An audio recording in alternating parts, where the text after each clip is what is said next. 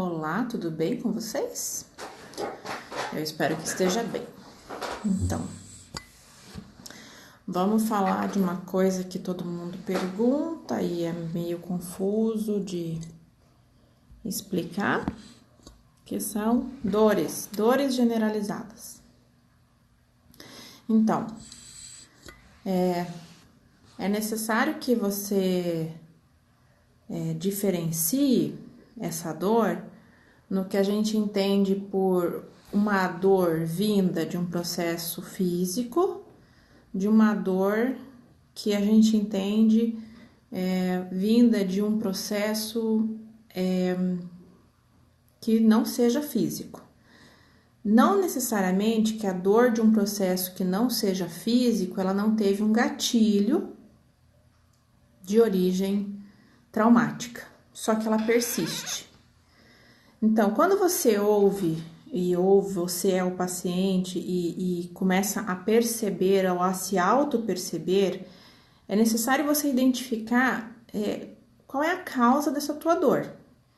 Então, por exemplo, eu bati na quina da mesa e agora eu tenho dor.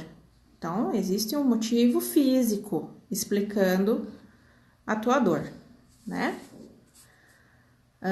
E aí você tem que esperar a regeneração tecidual acontecer, né? Gera em torno de 21 dias um processo de cicatrização tecidual pleno, né? Para que aquele trauma se resolva. Físico. Agora nós vamos falar da dor que ela quase que vive com você, né? Tem você, quem vive com você e a tua dor, né? Você não sai de casa sem ela, né?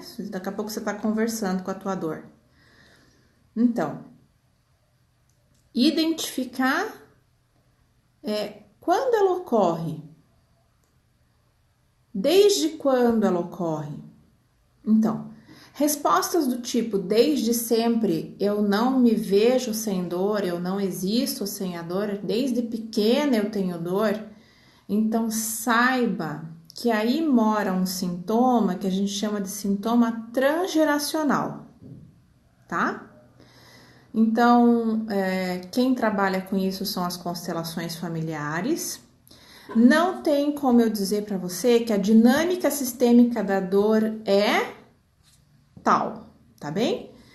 Porque o método da constelação familiar, ele vai expor no campo do paciente a ser observado, do indivíduo a ser constelado, o que está havendo, entendendo que as doenças vêm normalmente de um processo de exclusão ou de um processo de desordem, tá? E vai mostrar para aquele sistema familiar. Então, pegar um constelador bem habilitado, bem capacitado, porque as constelações entraram no Brasil já há um tempo e agora virou meio que modinha. Então, tem muita gente fazendo curso de final de semana ou curso já com um pessoal brasileiro que começa a adaptar a constelação familiar do método Bert Hellinger para si. Então, começa a misturar crenças, começa a misturar religião. E é um processo totalmente neutro. A constelação familiar lida somente com 3 leis criadas por Bert Hellinger para o entendimento da disfunção num relacionamento, né? E aí você pode olhar para a doença e ver o que está acontecendo dentro da situação de transgeracionalidade. Falam-se até 20 gerações, né? Falam-se em 30 anos do que ocorreu. Então, por que você vai olhar para isso caso seja transgeracional? Não é para consertar o que aconteceu lá atrás, sabe? Lá atrás você tem que ter um pouco de respeito, porque você só tá onde você tá, na evolução que você tá, porque quem tá atrás de você passou por aquilo, que seriam pai e mãe, avós de pais e de mães e bisavós e assim vai, né?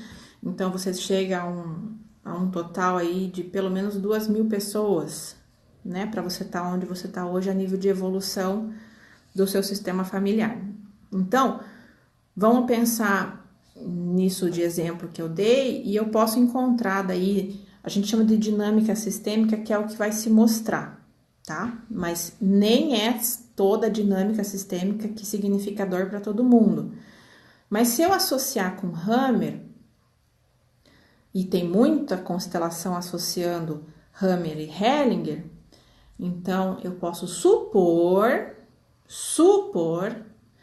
que houve um afastamento brusco de alguém da família, de um membro da família. Daí eu entendo a exclusão, tá? Porque a dor, a nível de entendimento da medicina germânica, ela vem do ectoderma, sistema nervoso, e eu tenho um entendimento de separação, tá bem? Lembrando que se você for traduzir o gatilho de dor que não seja física, você está lidando com raiva. Só que raiva para algumas pessoas é bonitinho, né, de trabalhar. E a pessoa se mostra tão boazinha que você pergunta para ela, você tem raiva de algo? E ela fala, não, eu não tenho raiva de nada. Como se ter raiva fosse uma pessoa feiozinha, né? E aí você lida então com a crença do bem e do mal, que traz muita doença, muito sintoma, né? Onde eu me puno, caso eu seja bonzinho, caso eu seja malzinho. Enfim. E se a gente for ver só pela germânica, então, eu consigo identificar, veja, acho que assim você não vai conseguir ler, então eu vou pegar o celular e vou virar aqui um pouquinho para que você acompanhe. A medicina germânica traz 20 possibilidades para você entender. Essa tabela da medicina germânica, ela foi desenvolvida e um professor que eu tive aula chamado Marco Pifster e um outro que eu tive aula chamado Luiz Felipe Espinosa usam essa tabela para dar aula, e tem N outros professores, N outros métodos que estão trabalhando com a medicina germânica que eu acho que você vai encontrar. Então, a medicina germânica, ela vai te explicar a dor em cima do comportamento do sistema nervoso autônomo, né? Não sei se você lembra de ciência, simpático e parasimpático. Então, aqui, ó, é a curva do parasimpático e aqui é a curva do simpático. Então, parasimpático e simpático. Então, essa parte aqui, ela é o normal, a normotonia. Isso tem que acontecer. Normalmente, a gente predispõe que 6 horas da tarde começa a tua parasimpaticotonia, porque, na verdade, ela vai iniciar lá por 3 da tarde, e 6 da manhã começa a tua secreção de cortisol. Então, 6 da tarde, 6 da manhã, 6 da tarde, 6 da manhã. Um choque biológico, a medicina germânica trabalha com conflito biológico, e conflito biológico não tem nada a ver com psicológico, já expliquei isso para vocês. Tem a ver com algo que te foi pego de surpresa, algo que te gera, né, uma questão bem isolada de como que você lida com o que você não esperava, né? Ela te põe em luta e fuga. Normalmente eu vou trabalhar com medo e raiva. Então, para dor, eu vou trabalhar com raiva. E aí eu faço uma situação simpático-tônica por um tempo. No ectoderma, ela pode gerar a nível interno que a gente trabalha com hipersensibilidade, tá? Então, o gatilho é um medo, algo que você vê, uma situação onde você não tem saída. Cursa de você perceber que teu sono ficou alterado, isso é bem característico. E cursa de você perceber pensamentos que a gente chama de pensamentos obsessivos, que você fica lá tentando resolver e se. Quando vem a dor mesmo, aquela dor aguda, insuportável, é quando você já começou a resolver o problema, sabe? São dor pulsante, é uma dor empontada, tá bem?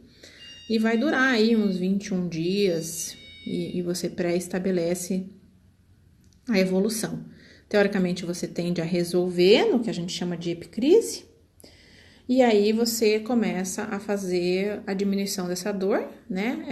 Você vai começar a suar, você vai começar a ter até uma leve coceira para daí melhorar. Mas você tem que lembrar que o gatilho dessa dor, ele tem relação com o território que você vive, com o grupo que você vive, né? Não querer estar com aquele grupo ou se incomodar demais ali ou sofrer uma separação brutal, né? Luto mesmo, né? E luto tem N tipos de luto, por exemplo, vou me aposentar, estou me preparando para sair de uma situação onde eu não quero, mas é necessário, ou realmente daí passou por um luto bem notório, né, que é uma grande perda. Luto nem sempre são de pessoas, pode ser um luto relativo a um animal de estimação ou até mesmo de um trabalho que você toma aquilo como meio de vida. Tá bem? Então,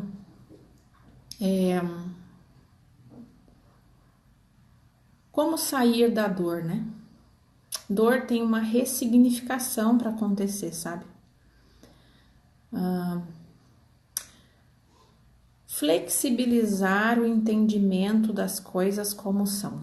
Aceitar que eu posso ser malzinho, sem muitos prejuízos do que vão pensar de mim, né? Saber dizer não. Ou, antes de se incomodar, se você consegue, hein? Olhar sempre um pouquinho fora do aquário, como eu digo. O que é aquilo que eu tô vendo? Sei lá, fulano discutindo com ciclano, ou fulano fazendo algo que eu não gosto. Antes de você se mobilizar, você vai ganhar alguma coisa com aquilo? É que para a pessoa ter esse entendimento, ela tem que passar por um processo bem meditativo, sabe? Onde ela encontra as verdades dela.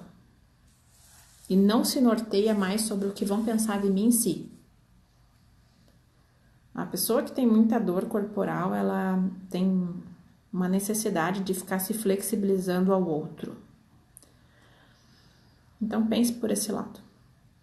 Toda e qualquer terapia manual ajudaria muito esse indivíduo, sabe?